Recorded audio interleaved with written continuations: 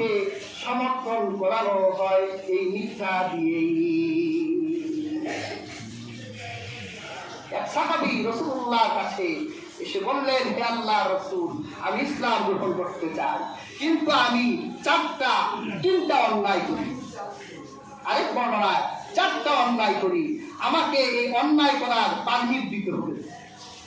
দেখছেন কেমন মুসলিম হতে চায় সে, ইসলাম গ্রহণ করবে আবার শর্ত দিয়ে, যে আমি আপনার প্রতিষ্ঠানে পড়তে চাই, 4টা শর্ত ভর্তি নিবে।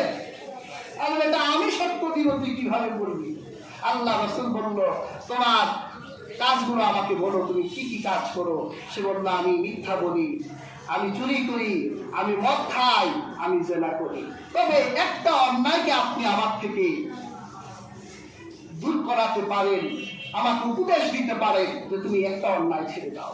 আল্লাহ রাসূল বলল, ঠিক আছে, তুমি ইসলাম গ্রহণ করো, তবে তোমাকে আমি নসিহত করলাম, তুমি আজ থেকে সত্য বলবে, মিথ্যা বলবে না।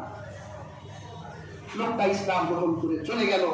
যখন সে বারে গেল, মদ্যখানায় গেল, মদ হাতে নিয়ে চিন্তা করতেছে, এখন যদি মদ খাই আর সকালবেলা যদি রাহমাতুল্লিল আলামিনের দরবারে যাই আর রাসূলুল্লাহ যদি আমাকে বলে, তুমি রাতে কি করেছো, তা আমি চুরি করলে তো আমাকে সত্য বলতে হবে। এতগুলো সাহাবীর সামনে যদি সত্য বলি, চুরি করেছিলাম, মদ খেয়েছিলাম, জেনা করেছিলাম, তাহলে তো আমার ইজ্জতই থাকে না। লোকটা রাতের বেলা চুরিও করতে পারলো না, মদও খেতে পারলো না, জেনাও করতে পারলো না। আল্লাহ হাবিবের কাছে গিয়ে বললেন, হে আল্লাহ রাসূল, আপনি এমন একটা অপরাধ আমার থেকে দমন করলেন, সব অপরাধ দমন বেরিয়ে গেছে। সুবহানাল্লাহ।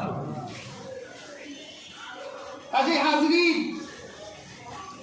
শয়তান এই মিথ্যার বাক্স নিয়ে আসবে, এই পৃথিবীর বুকে সে মিথ্যাকে প্রতিষ্ঠা করতে চায়, কিন্তু আমাদেরকে এই মিথ্যা থেকে ফিরতে হবে, নিজেকে সৎ, নীতিবান, দায়িত্বশীল একজন মানুষ হিসেবে গড়ে তুলতে হবে।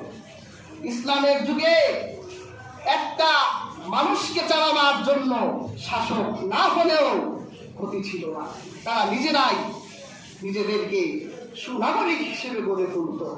আজকে আমাদের মানুষ করার জন্য যারা বসে, তারা নিজেরাও অমানুষ হয়ে যায়।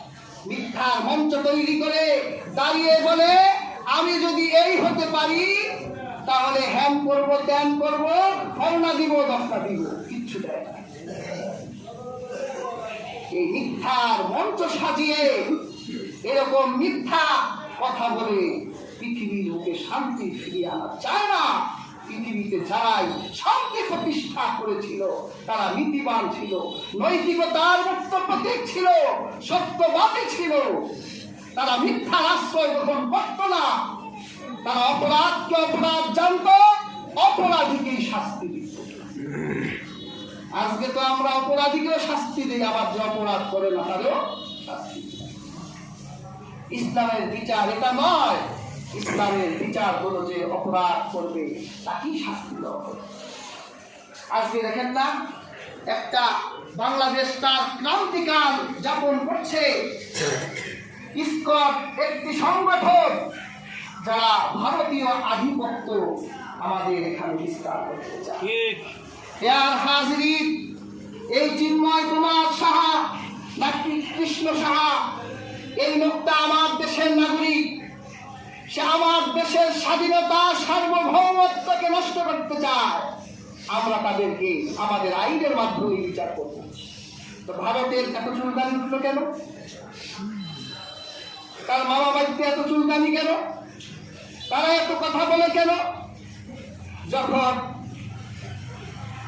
রাজীবকে হত্যা করা হলো তখন তো তারা কিছুই বলল না।